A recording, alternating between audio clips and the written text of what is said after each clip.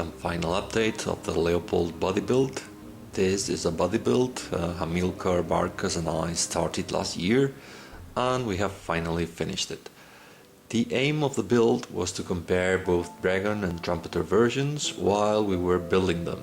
Hamilcar's third video installment has been released along with this one. You can watch Hamilcar's vid clicking on the link on the description below. As we had seen on the last bit, we had finished both the gun and the cradle. I went on building my half-made carriages. They have a high level of detail. But as you can see here, injection pinholes continued being a nuisance. So with these small pieces, I either used putty or leveled the holes using a file.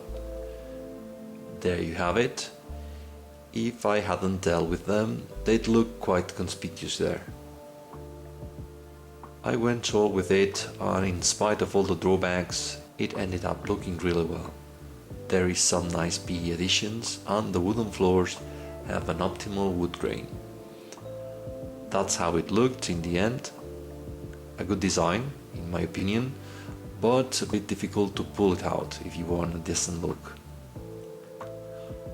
This loading cradle had to be dealt with as well. Damn holes.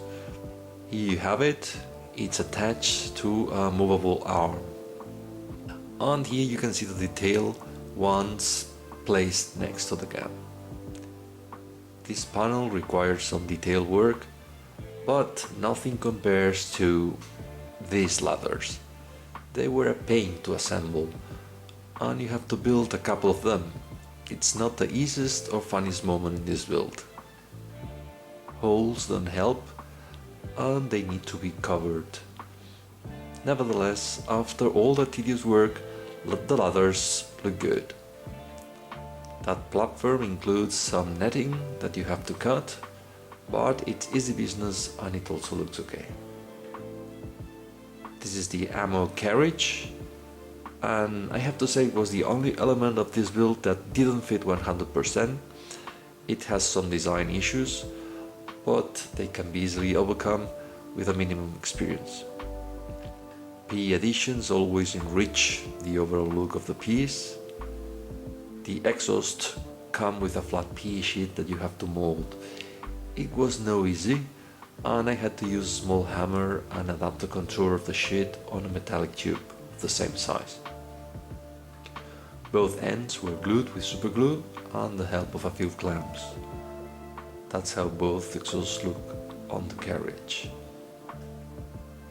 This is the crane, and it was really fun to build, nice and easy, and not too many injection pin marks.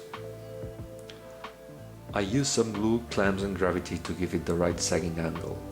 A really cool crane, you can move it 360 degrees. So there you have the finished ammo carriage.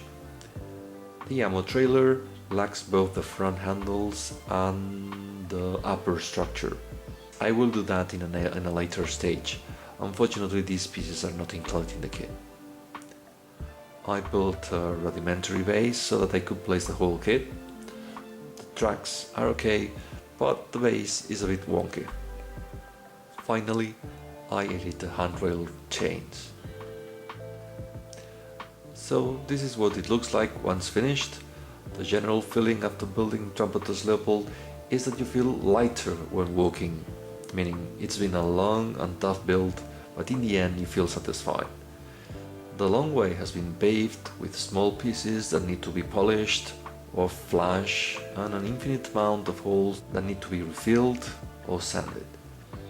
It wouldn't be bad for a normal sized kit, but it's an issue for this mastodontic build. It interferes with fluency of the build and hampers enjoyment.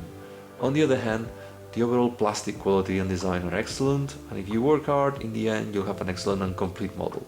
Both Trumpeter and Dragon kits will get a similar mark, but both have different strong and weak points.